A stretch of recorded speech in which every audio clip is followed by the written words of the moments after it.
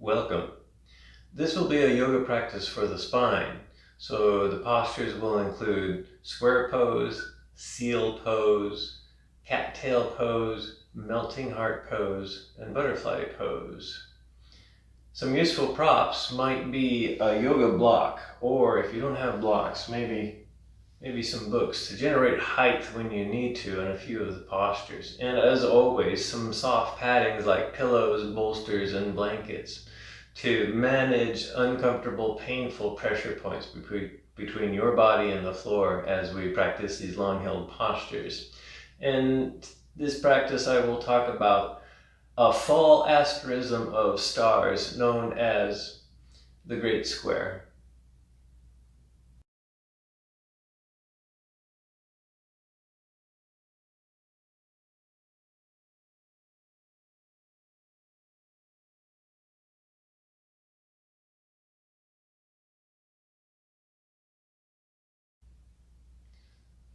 The practice starts off with a little bit of breath awareness and then a quick warm-up before we segue into the longer held yin postures. So I will suggest start by sitting back on your heels, knees together, like this.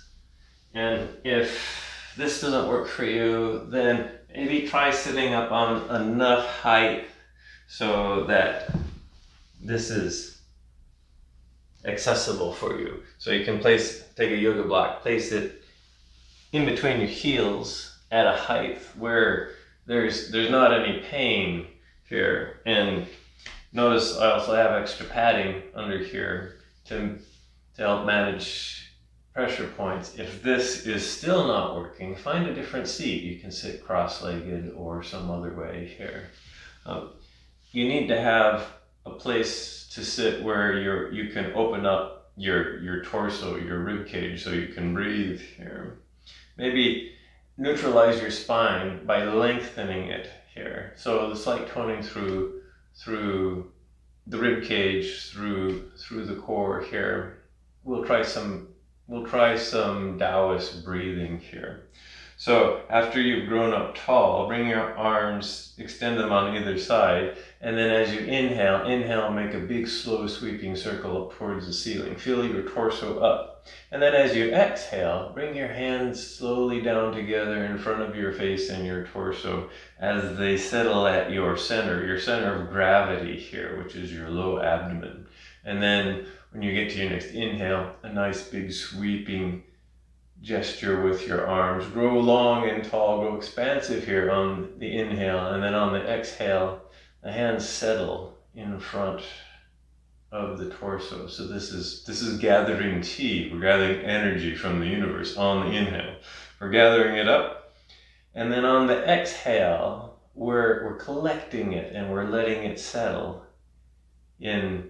In Eastern terms, it's known as the Dantian, or the center here. So one more time here. Big sweeping circle on a big, nice, long inhale. And then exhale. Soften and let things settle here for a moment here. And then you can either stay here. We'll try some twists. So interlace your fingers, turn your palms to face forward, and then extend your arms forward here. Extend your arms up overhead, lengthen out through your torso, and really press your palms up towards the ceiling. And then release your fingers and lower your extended arms down to shoulder height. Gently begin to twist over to the right. Lower your arms all the way to the floor, so maybe your left hand rests on your right thigh and your right hand rests behind you. Grow tall through your torso. And then exhale, see if you can twist a little bit more deeply here. And then return back to center. Interlace your fingers again in front of your torso. Turn your palms to face out. Extend your arms. Lift them up overhead. Grow long here for a moment. And then exhale, lower your arms down to shoulder height. And then gently twist over to the opposite side, to the left this time. Stay here for a couple of breaths. So as you inhale, see if you can create more access, more space in your torso. And as you exhale, see if that allows you to twist a little bit deeper up through the spine. Not to a point of pain, but just to a deeper point of kind of stuckness or resistance.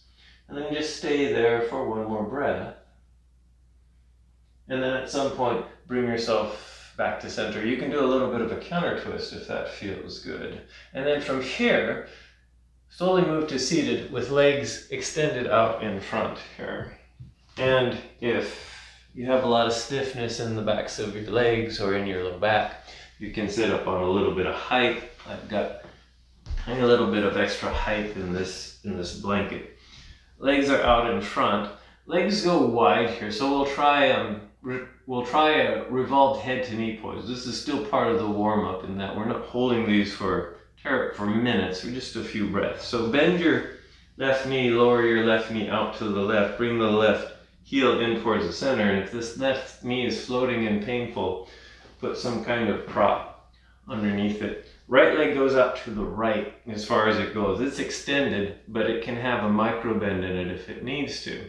And then grow tall through your torso, feel rooted through your sits bones, turn and face the bent left leg, and then gently lower and side bend. So your torso is facing to the side bend over the right leg. And the right arm can either rest on the right leg, or I like to kind of grip the bottom of my calf here and reach up and over with the left arm so that it's kind of trying to move towards the right toes here. And just lengthen out through this left side. Maybe stay here for one more breath. And then on an inhale, maybe use the inhale to bring yourself all the way back up. And we'll try this on the other side. So both legs extended. Now it's the right knee that bends. Bring the right heel in towards the center. Left leg goes up to the side as far as it goes until it's stuck here. Grow up tall through your torso, and notice I'm using my hands and my arms to create that length. Turn and face the right leg, and then laterally bend over the left leg here. And you can sweep the right arm up and alongside the right ear so that you get an opening, you get a stretch here along the right side. And then once you've settled here, maybe stay here for one or two breaths. If it's okay, you can maybe gaze up towards the ceiling here. And then inhale yourself back up. Bring both legs back in. That's kind of the warm-up. So we'll start with the first yin posture. Since I'm going to talk about a stellar asterism known as the Great Square, the first posture that we'll do is called square pose. Now, you may need to sit up on a little bit of height for this posture, or you may not need any height. For me, I prefer actually no height, just sitting up on my mat, but that's a personal preference. And you might decide that some padding is actually more appropriate for you. So have your padding handy, particularly some props here. So square pose is a forward bend, but it's mainly a hip opener. So you'll start seated, legs out in front. And then you'll bend the left knee and bring the left shin kind of perpendicular to your line of sight here. Bend the right knee and see if you can stack the right shin on top of the left. Oh, some of us this is going to work, some of us it's not. So now this is meant as a hip opener. We're trying to feel this get into the outside of our hips here. So if your knees or your ankles are in pain, that's not part of the posture. So now you start adjusting. You can bring the heels in, you can rearrange the heels, you can come into what's known as shoelace pose. If square pose is sort of working for you, but you have a little bit of achiness and a floating knee, you can take a prop, like maybe this knee floats and it needs a little bit of stability. Put it under that knee. Maybe this knee is floating and it needs a little bit of stability. So you can put a prop underneath that knee. Maybe they're floating and they're fine, so they can just float here. The next stage to square is to fold forward, if you can. Now, if you're feeling a lot already, perfectly fine to just stay here in square. Otherwise, you can begin to fold forward. I like to grow long here and hinge from my hip sockets until I don't hinge anymore. And then I release and relax my torso here, as far as I go. maybe I don't go very far. Maybe this is as far as I go. And now I need some support so I can grab my pillows, just kind of hang out here. Or maybe I make it all the way to the ground. An alternative for this posture, if what I've discovered is this posture just simply doesn't work for some people. It's frustrating. But another posture that can be just as intense is sleeping swan pose, more commonly known as pigeon pose. And so if you want to practice that as an alternative, you can. So I'll just remind you quickly that sleeping swan is the right foot is up, you bring the left foot back from a kneeling position, and then bring that right foot over, lower the right knee, adjust the knee and the heel as needed as your hips sink. And you can either stay upright like this, or you can lower your torso down as far as you go here. So this is sleeping swan. And oftentimes it gets into similar areas of the hip as square pose does. Right now we're about halfway through if you're seated quietly in square. So this is a good time to review what we're doing in a yin yoga class. And what we're doing is this brings up the three principles, the three mechanics of practice. So the first one is called finding your edge. And that is you bring yourself into a particular shape and you stop when you start feeling resistance and some kind of pressure. Oftentimes that can be very uncomfortable. It's not meant to be painful. So if you're feeling pain, that's not your edge, that's beyond your edge, you're just hurting yourself. So sometimes it takes some experimentation with different shapes, with props, with modifications to find that edge. It's not a simple process, and it takes some time to develop body awareness, understand what our true edge actually is. A lot of times we may not feel anything, which means we haven't really reached our edge yet. Sometimes we're feeling trauma, and that means we've gone way past our edge. So our edge is this kind of dynamic place, and it's going to be different for each one of us. Maybe I'm already at my edge here. Maybe I can fold forward. The second principle of practice is called stillness. Once you've found a shape, a stopping place where you're feeling that resistance, that stuckness, that maybe some discomfort, then you try to stay for a while.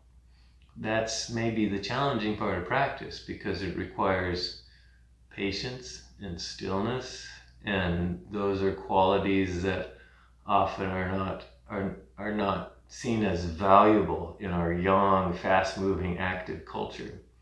They serve you well in a yin practice here. And the final bit is time. So once we've decided to reside in these postures for a while, then we stay. But we spend enough time here on this side of square. So if you have folded forward here, maybe use your hands and your arms to slowly bring your torso up first. Lengthen out through your torso. Might be a lot of achiness there just from the forward fold. You can do little things like twists to work out that achiness. We're in the counter pose time here to just feel the reverberation of the postures.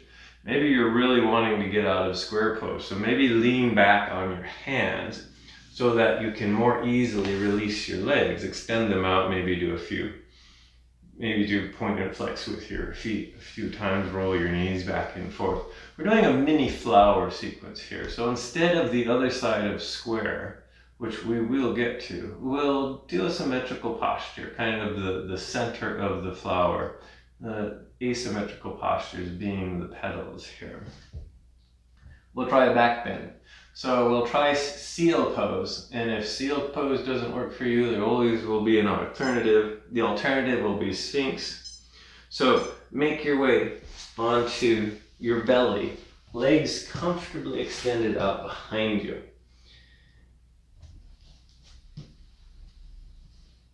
And then for seal pose is a pretty serious back bend. You take your hands, place them around, about shoulder level.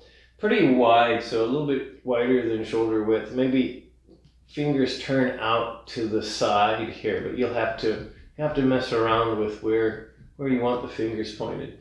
And then you'll raise your torso up, all the way up until you can lock your elbows off, so that the weight of your torso is transmitted through your arm bones. And that way you can just stay here without a lot of muscle engagement. Now this is essentially seal pose. If this is too deep of a back bend, and you will know this by any pain that you might feel in your spine, then you want to come into a more accessible version of this, and that's Sphinx pose. So for Sphinx pose, come back down onto your elbows, kind of shoulder width apart, someplace where you can comfortably transmit the weight of your torso into your upper arm bones. And then either make Sphinx arms or find your version of Sphinx here. You can hold your head up, you can let your head hang, or you can put a prop underneath your head so that your head can rest comfortably on something. So find your version. You might have to go even lower here.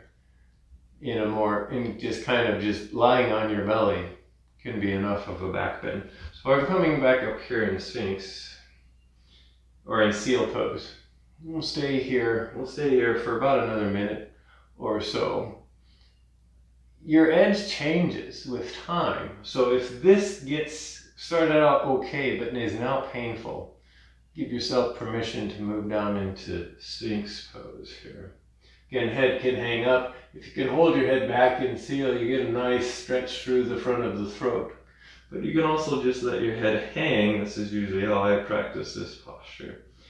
And just allow yourself to just be here. So notice your breath. Use your breath to soften. So the idea is we're getting into the deeper connective tissue system of the body.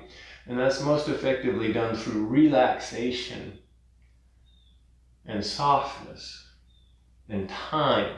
So a very light traction for a very long period of time works best for the connective tissue systems, the joint capsules, the fascial systems, the ligaments, the tendons. They like this light, long, held traction because they're stiffer. They're stiffer tissues than the more compliant tissues of the muscle cells here. So maybe just one more breath here in seal pose. And then very slowly lower yourself down all the way to the floor. Stay there for a moment. Now you can just stay here and let your spine rebound. Some things that might feel good is to a light hip opener. So you can bend one knee and drag that knee up alongside your hip. Maybe turn your head to that side. And that might just feel better as you're working out the reverberation from seal pose. Another thing you can do is you can move yourself into wide-legged child's pose. So you bring yourself up onto all fours. Bring your knees pretty wide, mat width or even wider. Then hips back to your heels and lower your torso, extend your arms forward. This is, again, kind of a counter pose to work out the possible achiness that developed in Sphinx. So for a lot of us in child's pose, we're in a slight back bend, or at least a neutral spine here. And we can feel the effects of the back bend that we just did. So just one or two more breaths here. And then when you're ready, bring yourself up. And now it's time to do the other side of square pose. So you might decide that you need some padding here, either underneath your seat or for your knees, or maybe you want to do the other side of pigeon pose here. So for this other side of square pose, now you place your right leg is on the bottom, right shin is perpendicular to your line of sight, and then you find your version of stacking the left shin on top of the right. It might look like me, it might look very different from what I'm doing. The idea is remind yourself you're moving by feel, not by what it looks like. So again, what you end up doing may look very different than what I'm doing. But if you're feeling something, particularly in the hips, that's kind of the beginning part of this hip opener. And then if you want to add a forward fold to it, now you're getting flexion into the spine. That's what this is part of the spinal sequence here. And then find your version. You can fold all the way down or put some props underneath you for support. And then we'll stay here. We'll stay here for a few minutes or so. So this video is being recorded from a location in the Northern Hemisphere in the fall, in the month of October to be more precise. And in the clear night air in the fall sky, there is a very famous configuration of stars. It's not known as a constellation, it's known as an asterism, and all asterism means is a well-known configuration of stars. That's not technically a constellation. And this asterism is rising in the east at the moment, and it's known as the Great Square. It's made up of 4 stars that roughly make a giant square in the sky. Now, it's not the brightest asterism in the sky. It's made up of second magnitude stars, which aren't the brightest stars, but it is very characteristic in that it's in a place in the sky where there's not much else.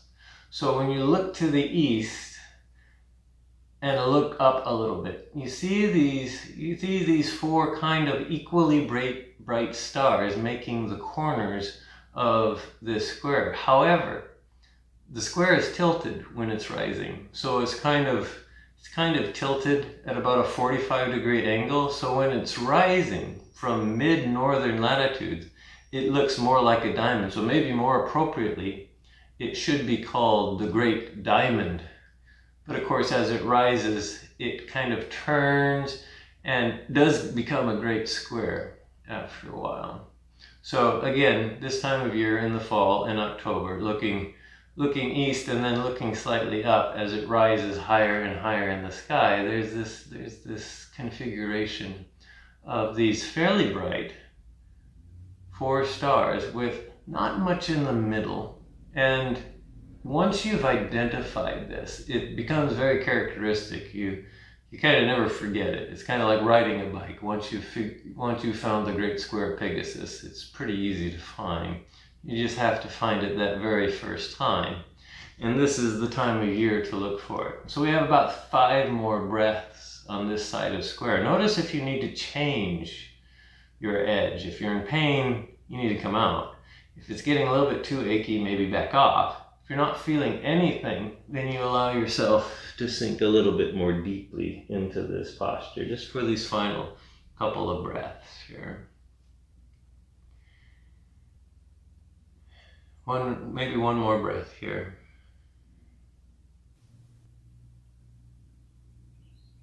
When you feel ready, slowly bring yourself up.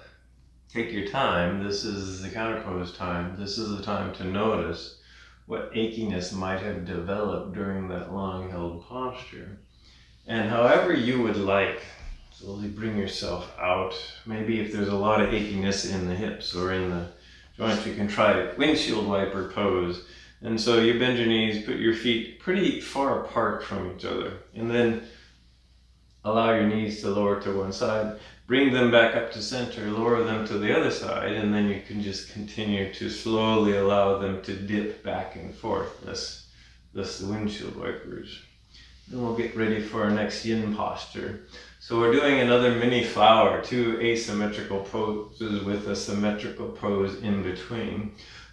So this is a series of back bends, thus the spine sequence here. And the first posture will be Cattail Pose. So we can do this in stages so that you can find your stage here. The posture begins lying on your back. Both legs extended here.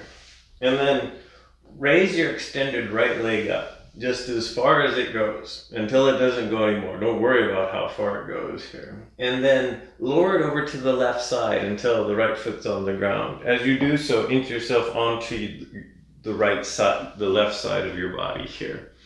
this can be stage number 1. If this is a lot to do, this can be your version of cattail. You stay right here. Stage number 2 is bend this bottom knee and reach back with your right arm. See if you can find that left foot. If you really want to clasp the left foot, you can always get a strap or a belt or a towel, wrap it around the foot and clasp it with your hand.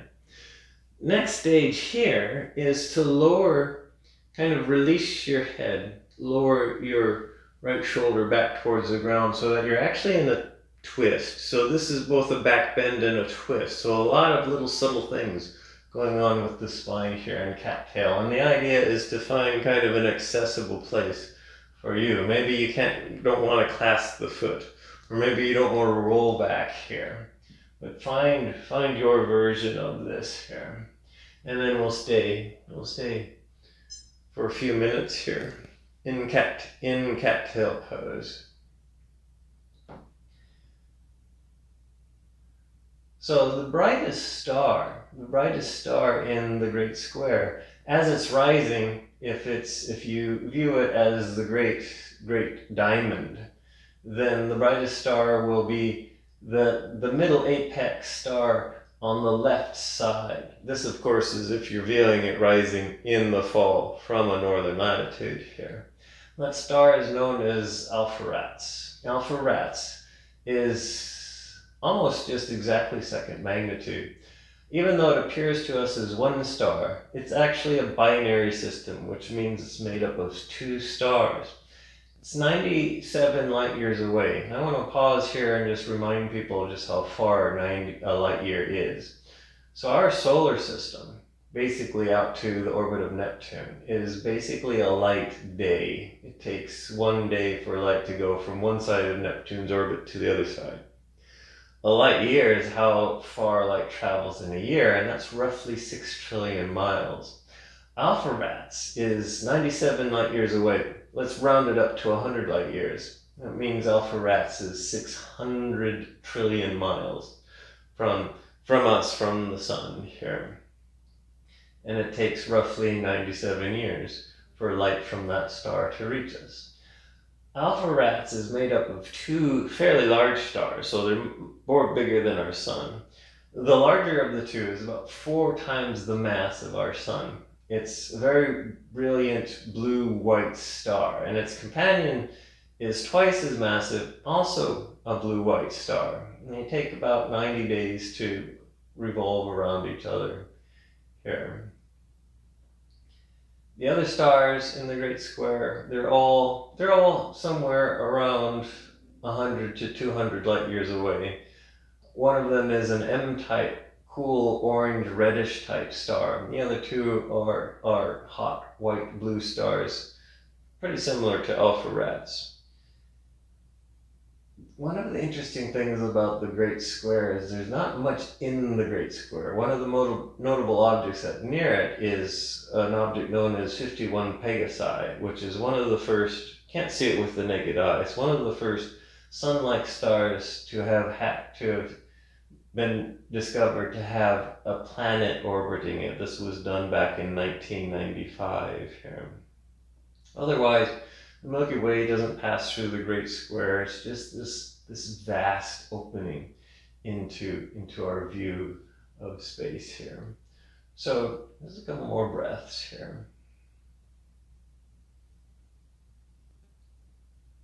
And then you can release cattail. I would suggest if you have the back foot, release that first. Bend the knee of the top leg, drag it on top of the lower leg, and then it's much easier to roll onto your side here. Here you get to spend some time kind of wiggling around and noticing the stiffness. But we'll try. But from here, we'll move into a posture, another back bend for the upper back, known as melting heart pose. You might know this pose from another name called puppy dog pose. So you'll roll over onto one side, make your way onto hands and knees, and then you're going to have to find your version of this pose. So maybe you need extra padding underneath your knees, so you can always throw a blanket underneath there.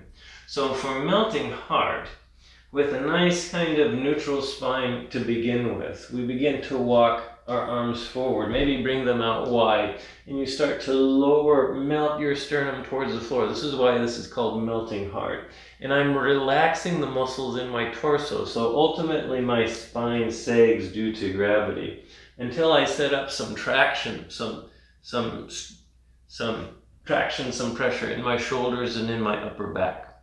So this is a posture. This is a posture basically for the upper spine. And this is what it looks like without any props here. And you might have to adjust where your knees are at. Maybe you have to adjust where your hips are at to make this more accessible. If this is too much on your head and your neck because it's getting driven into the ground, then you can use some books or some blocks to create a spacer. So I'm putting these blocks where my elbows are at so that I can lay my elbows on them. And now I have a space for my head and my neck.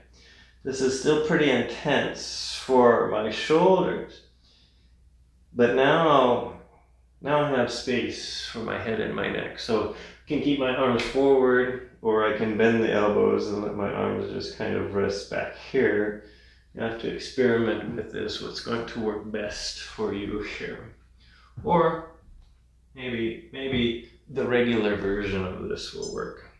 So we'll actually stay here for a few minutes. A good counter pose to this is wide-legged child's pose again. So if the 3 minutes that I'm going to spend here is too long for you, and you're trying to figure out what to do when you're done with this pose, that's where we're going after this. So sink yourself down into this pose. Find something that you can stay in for maybe a minute or two here, and then just settle here and allow things to sink and soften. So that's kind of the point to yin, is we're relaxing muscle fiber so that the traction of the pose goes into the stiffer, deeper, stiffer tissues of the body here.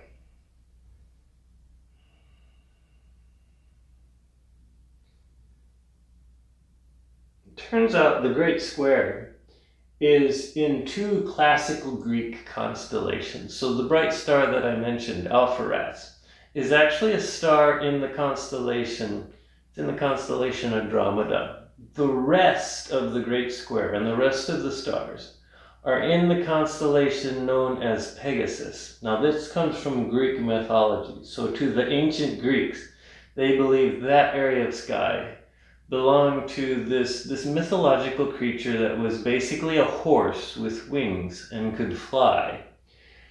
And that's what Pegasus was. So in the myths of Greek mythology, Pegasus was the noble steed of many heroes on many adventures and many quests.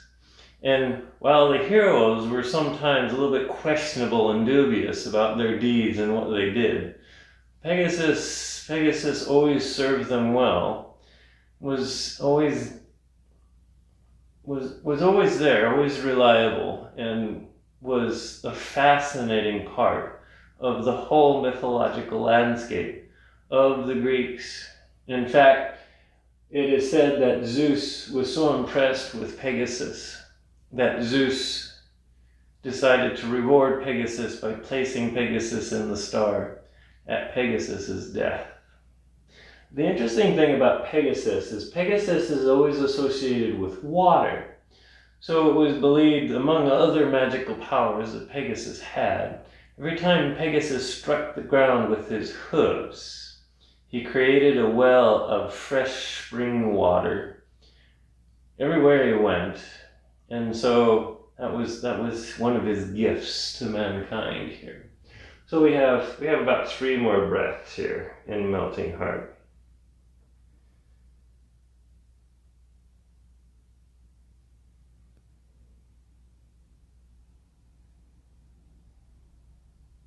When you're feeling ready, maybe start to engage your hands and your arms. Use your hands and your arms to slowly lift your torso up.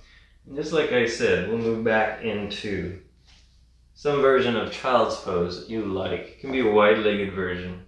Arms can be forward, but I always like to offer arms back, because if you sweep your arms back, your shoulders can now droop forward since they were being kind of pressed up in Melting Heart pose. And then you just stay here for a while to work out some of the rebound from Melting Heart.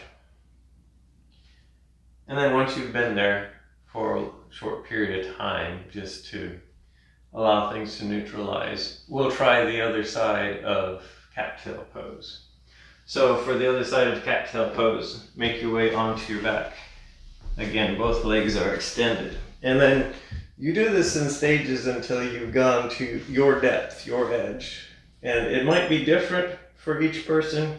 It might be different on each side, and it might be different on each day that you do it here. So this time, both legs are extended. Now it's the left leg that lifts up all the way towards the ceiling as far as it goes. And then lower the left leg over to the right, and then inch yourself onto the right side.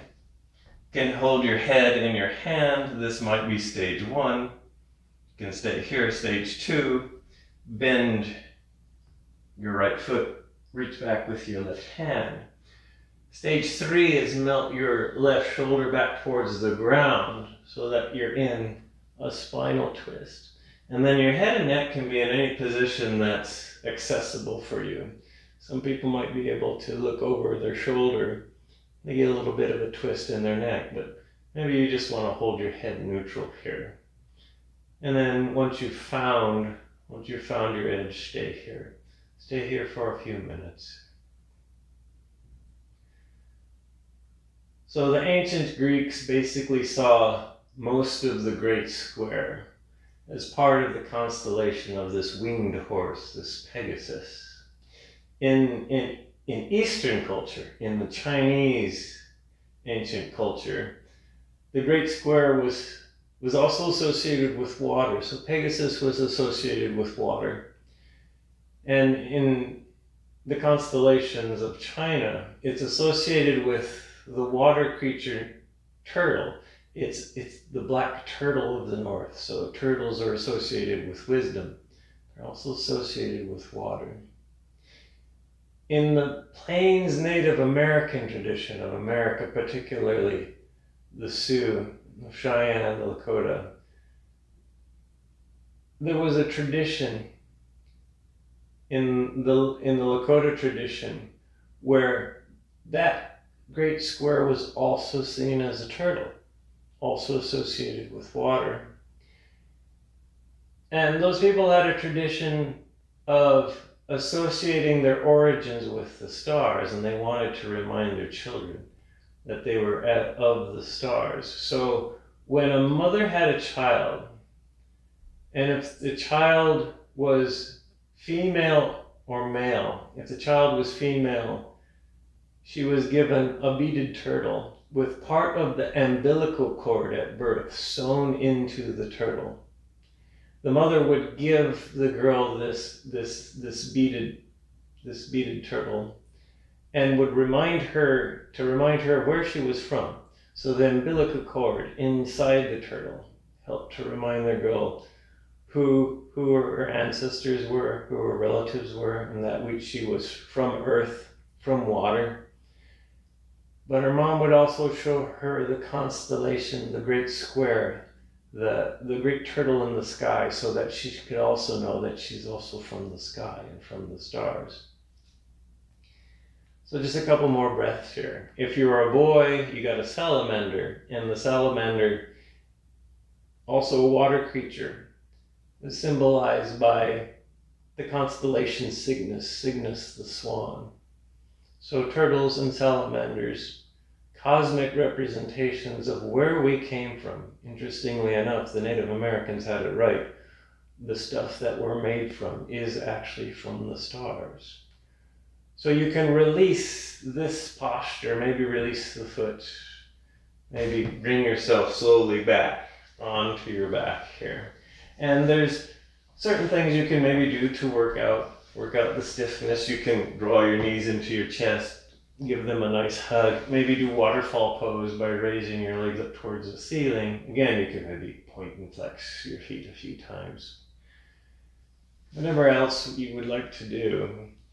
From here, we'll do a little bit of a cool down before we move into our final resting posture. And my suggestion is something pretty straightforward, like cat and cow pose here. So roll over to one side, make your way onto hands and knees.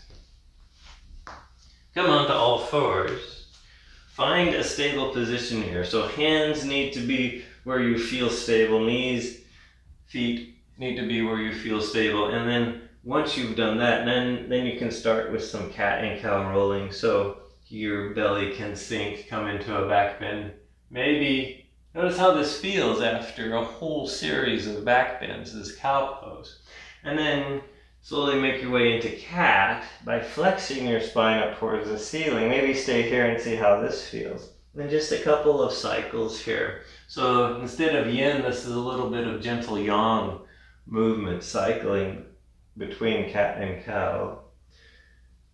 And then after this, any other kind of movement that you would like to help deal with the rest of the stagnation of the yin postures, and then settle into your final resting posture. So traditional resting posture is known as Savasana, where you're just lying on your back, arms and legs extended. If you have your favorite restorative posture, maybe that's what you would like to practice. I often mention that you can just sit quietly in a meditative position, and that's what I'm going to choose for Shavasana today. I'm just going to sit here and just notice, kind of crawl inside and just notice how the practice has affected not only my physical body, but my mental and emotional state. And that just means being still and noticing here. So notice your breath. Notice the tension in your face and see if you can soften that. So if your jaw is locked or your tongue is tight, maybe see if you can allow yourself to soften the inside of your mouth, soften the tension in the rest of your face. So all this stuff is close to where we generate a lot of our stress, which is right up here with our thinking. Now our thinking might not slow down, but we can focus our thoughts to soften the tension in the face, in the rest of the body, the torso, the limbs, the arms, the legs. We can use our breath as a bit of a soft cadence to help that softening. So you expand areas of the body when you inhale, and you allow them to release, soften, surrender on the exhales. Just see if they'll quiet down a little bit. And like I said, we live in a very intellectual culture, so most of our tension comes from up here. We tend to store it up here. So I'm always advocating, notice the little bits of tension that's stored around your brain, and allow them to soften here for the final few minutes of practice here. You can sit here in silence and just watch your breath. Notice your connection with whatever's touching the earth. Notice your internal resource. Notice your center. And if you need a little bit of a visualization practice, an energetic practice to go along with this final relaxation, then I would suggest, I call this the rainbow umbilical cord here. Since we are connected to the stars, since we are made of star stuff, visualize this connection between you and the stars by visualizing a very real cord of light, or bridge of light, made of all of the different colors of the light spectrum.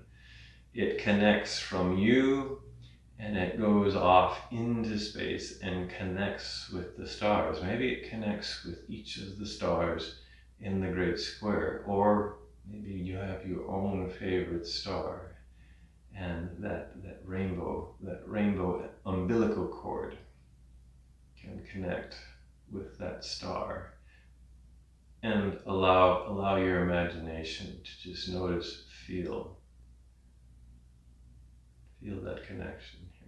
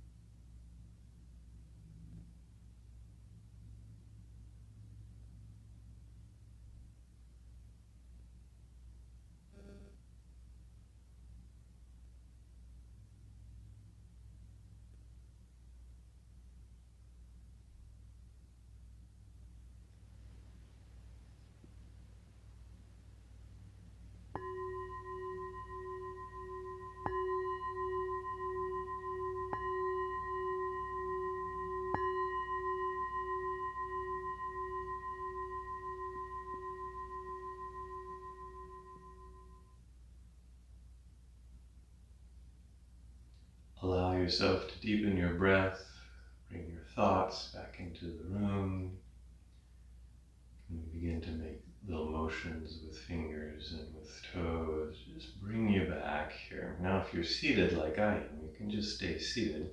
But if you were lying on the ground in a Savasana position, then from here, gently bend your knees and roll over onto one side. When you get over onto one side, stay there for a moment and thank yourself for your practice. But also thank yourself for you, your own embodiment, your own unique manifestation in the universe. The universe and the stars in this universe are ecstatically joyful that you are here.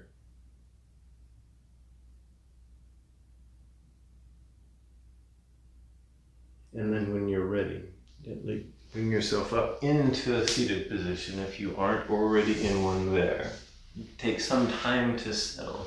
Find a good seat, something that feels good to you. Bring your hands together in front of heart center. So I'll end practice with an Om. You can just listen or maybe even join in.